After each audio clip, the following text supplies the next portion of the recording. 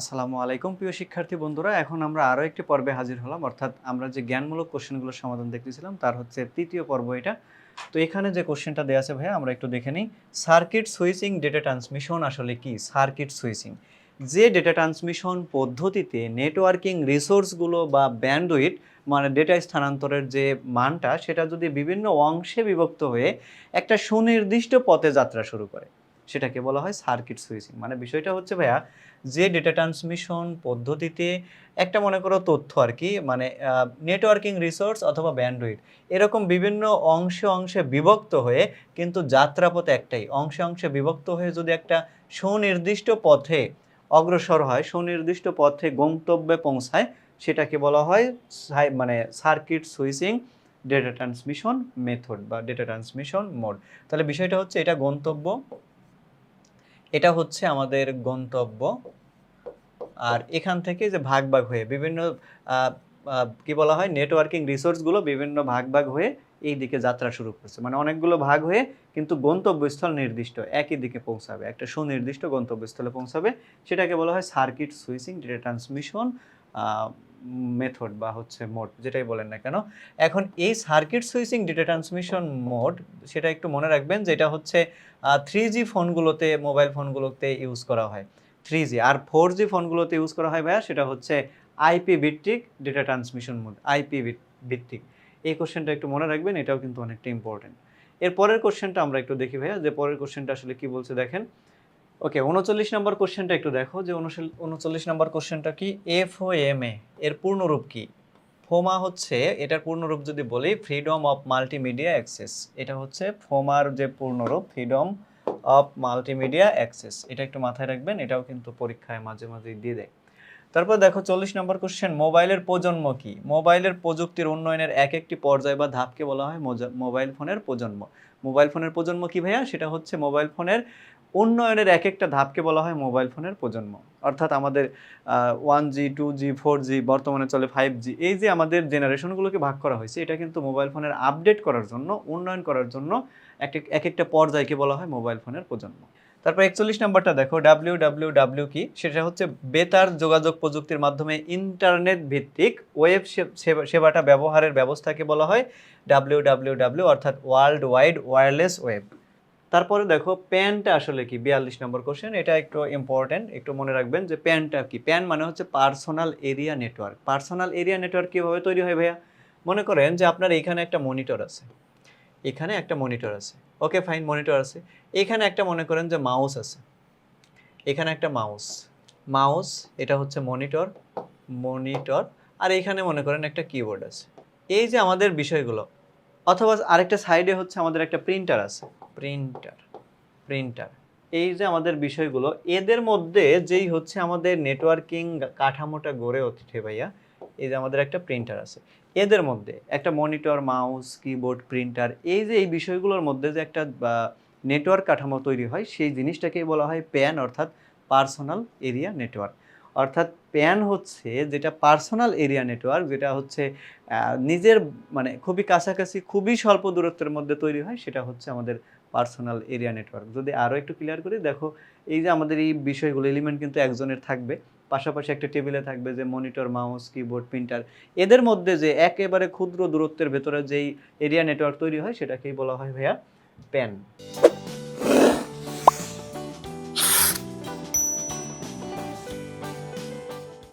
তারপরে দেখেন ল্যান কি? ল্যান জিনিসটা আসলে কি?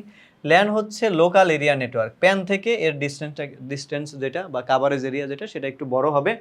প্যান হচ্ছে সীমিত ভৌগোলিক এলাকার মধ্যে। ফর এক্সাম্পল, সেটা হতে পারে একটা স্কুলের পুরো একটা বিল্ডিং, অথবা বাসাবাড়ির পুরো একটা বিল্ডিং, অথবা পাশাপাশি কয়েকটা রুম। পুরো একটা বিল্ডিং অথবা পাশাপাশি কয়েকটা রুম মেলে যে কম্পিউটার বা ডিভাইসের মধ্যে একটা নেটওয়ার্ক ব্যবস্থা তৈরি হয়, সেটাকে বলা হয় লোকাল এরিয়া নেটওয়ার্ক অথবা ল্যান। এটা একটু মনে রাখবেন যে খুবই মানে মানে প্যান থেকে এটা বড়, ল্যানের যে এরিয়াটা, বাট হচ্ছে অন্য অন্য নেটওয়ার্কিং সিস্টেম থেকে ছোট। তারপর দেখেন CAN, ক্যান কি? এটি হচ্ছে একটা ক্যাম্পাস এরিয়া নেটওয়ার্ক, অর্থাৎ একটি ক্যাম্পাস বা প্রতিষ্ঠানের সীমিত এলাকায় একাধিক ল্যান সংযোগ করে, মানে একটা ক্যাম্পাসের মধ্যে ভাই কয়েকটা ভবন থাকতে পারে, কয়েকটা ভবনের মধ্যে যেই সম্পর্কটা তৈরি হয়, যে নেটওয়ার্ক ব্যবস্থা তৈরি হয় সেটাকে বলা হয় ক্যান। আর একটা বিল্ডিং বা কয়েকটা রুম মিলে যেটা তৈরি করা হয় সেটা হচ্ছে ল্যান। একটু মাথায় রাখবেন বিষয়টা। তারপরে ম্যান জিনিসটা কি? ম্যান হচ্ছে মেট্রোপলিটন এরিয়া নেটওয়ার্ক, অর্থাৎ একটা শহরের কিছু অংশ নিয়ে যে নেটওয়ার্ক সিস্টেম তৈরি হয় সেটাকে বলা হয় ম্যান। তারপরে দেখেন ভাইয়া ওয়ান কি জিনিস? ওয়ান এটা হচ্ছে ওয়ার্ল্ড এরিয়া নেটওয়ার্ক, অর্থাৎ বিশ্বব্যাপী বা একটা দেশের বিভিন্ন অঞ্চলব্যাপী যেই নেটওয়ার্ক সিস্টেম তৈরি করা হয় ভাইয়া সেটাকে বলা হয় ওয়ান, অর্থাৎ ওয়ার্ল্ড এরিয়া নেটওয়ার্ক।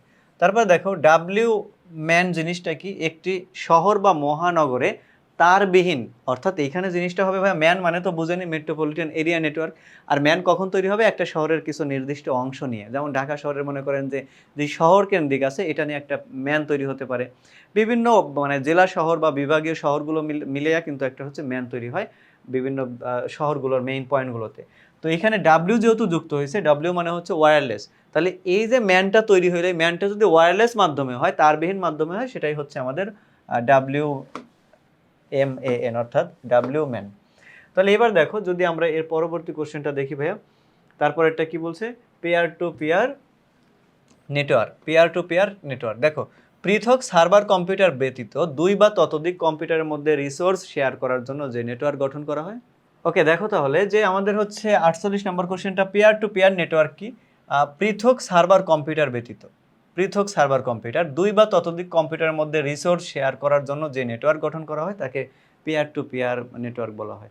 মানে পেয়ার টু পেয়ার মানে হচ্ছে জোরবদ্ধ, জোর, তাহলে একা একা তো জোরবদ্ধ হওয়া যাবে না, এই জন্য বলা হয়েছে দুই বা ততোধিক, মানে মিনিমাম দুইটা হতে হবে এই পেয়ার টু পেয়ার নেটওয়ার্ক তৈরি করতে হলে, মিনিমাম দুইটা, ম্যাক্সিমাম হতে পারে অনেকগুলো।